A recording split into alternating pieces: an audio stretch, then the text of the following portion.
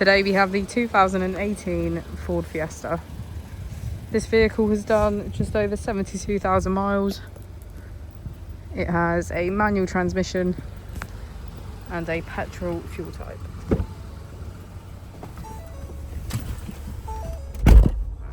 To the left of our steering wheel, we have cruise control as a feature, as well as our keyless ignition. On the right, we have voice control.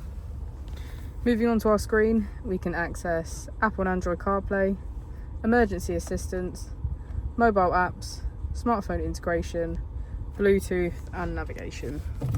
If we put the vehicle into reverse, you can see that it comes with a parking camera with parking sensors. Just below we have our AC with heated seats on either side. If we press our mode button, we can switch between our 3 different driving modes: normal, eco and slippery. As we go into the back of the vehicle, we can see that all of our seats have a black leather trim.